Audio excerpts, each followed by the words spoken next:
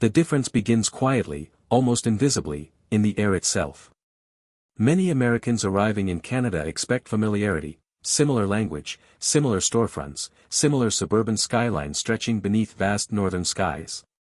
At first glance, the two countries appear like mirrored reflections across a long border.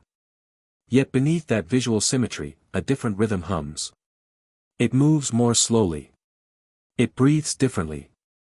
And over time, that altered cadence begins to reshape perception. Americans often notice the silence first. Not the absence of sound, but the absence of urgency. In Canadian cities, the pace feels measured rather than accelerated. Streets remain active, cafes remain full, offices remain productive, yet the emotional temperature seems lower. Conversations unfold with less edge. Public spaces feel less charged by competition. Even in large metropolitan centers, there is a subtle softness in the atmosphere, as if ambition exists without needing to announce itself. This contrast becomes more apparent in daily exchanges. Canadians tend to approach interaction with a tone of moderation. Opinions are expressed, but often wrapped in careful phrasing. Disagreement is present, yet rarely sharpened into confrontation. Americans, shaped by a culture that rewards assertiveness and visibility, frequently register this restraint as gentleness.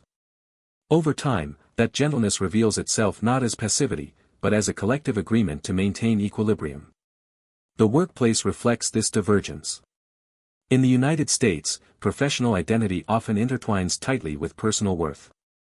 Achievement is celebrated openly, and competition can serve as both engine and measure of success. In Canada, ambition certainly exists, but it is frequently balanced by an emphasis on stability and collective well-being. Many Canadians prioritize predictability over spectacle, sustainability over rapid ascent. The result is an environment that feels less volatile, even when pressures remain similar. Public policy subtly reinforces these emotional climates.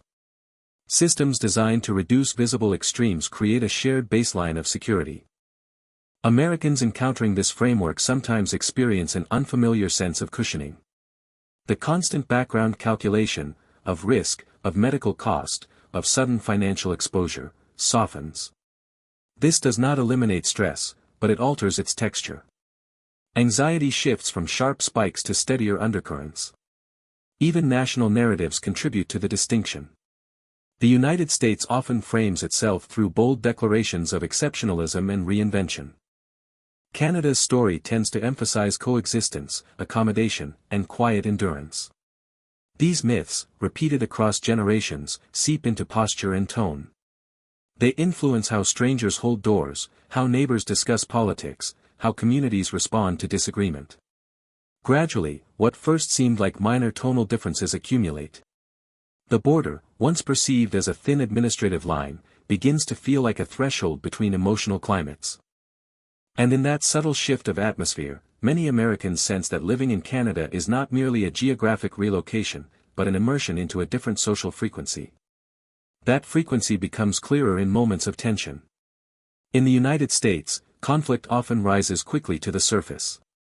Debates carry sharp edges, and ideological differences can crystallize into identity markers. Public discourse moves with intensity, amplified by a tradition that prizes strong positions and visible conviction.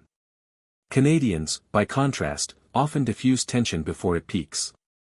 The instinct is not to dominate the conversation, but to smooth it. Even in disagreement, there is a collective preference for preserving relational calm. Americans frequently observe this during political seasons. In Canada, campaigns unfold with passion, yet the theatrical heat tends to remain lower. Lawn signs appear, debates occur, but daily interactions rarely feel overtaken by partisan urgency.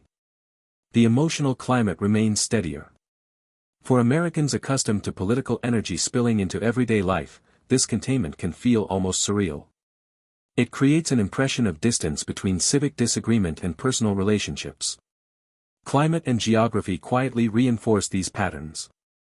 Canada's vast landscapes, long winters, and dispersed population have cultivated habits of patience and interdependence. Communities learn to endure together through cold seasons that demand preparation and cooperation. Americans, living in a nation defined by mobility and expansion, often inhabit a cultural story of forward momentum.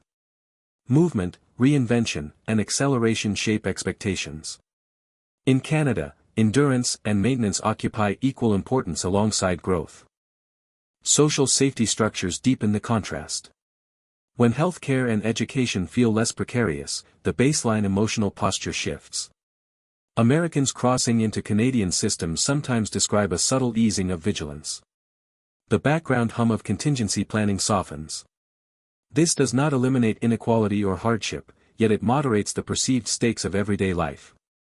The emotional register becomes less volatile, less charged by fear of sudden collapse. Even humor reflects these divergences. American humor often leans bold and self-assertive, drawing attention through exaggeration. Canadian humor frequently arrives understated, laced with irony and self-deprecation. In social gatherings, Americans may command the room, Canadians may circulate quietly, offering remarks that land gently but persist in memory. Neither style dominates universally, yet the tonal contrast reinforces broader differences in how presence is performed.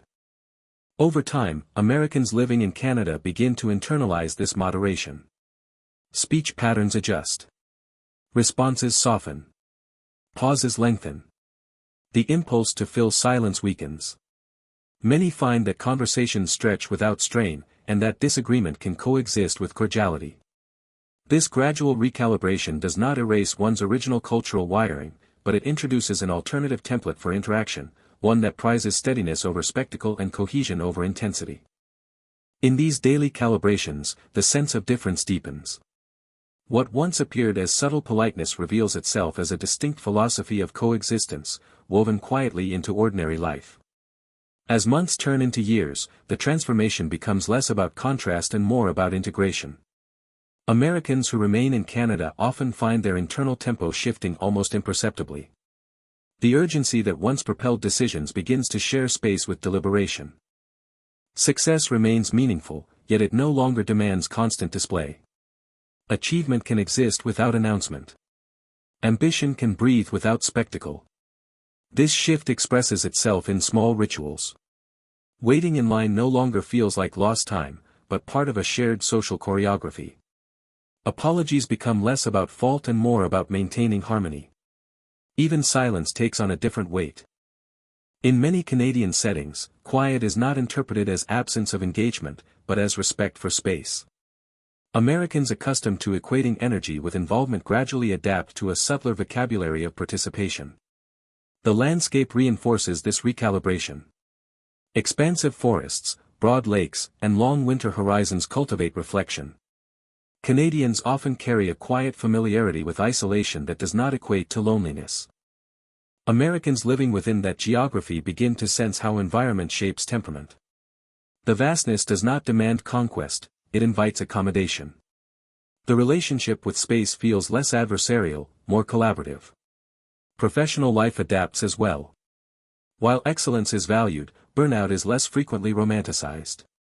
Work integrates into identity without consuming it entirely. Americans immersed in this culture may notice weekends becoming more protected, vacations less negotiable. Productivity persists, yet it unfolds within clearer boundaries. The emotional climate favors sustainability over perpetual escalation. Community expectations subtly guide behavior. Public discourse continues, disagreements arise, yet there is an enduring reluctance to fracture social fabric. Canadians often approach diversity not as spectacle but as routine coexistence. Americans navigating this environment encounter a version of pluralism that emphasizes quiet accommodation over dramatic confrontation. The result is not utopia, but a steadier equilibrium. Over time, the initial sense of difference dissolves into familiarity. The border that once signified contrast becomes an internal memory rather than a daily comparison. Americans living in Canada may still carry the assertive clarity of their origins, yet it rests within a broader frame of moderation. The emotional spectrum stretches wider, accommodating both drive and restraint. Living in Canada ultimately feels different not because one nation lacks what the other possesses, but because the emotional temperature is set to a different degree. The same human ambitions, fears, and hopes move beneath the surface. Yet the cadence changes. The air feels less electric, more tempered.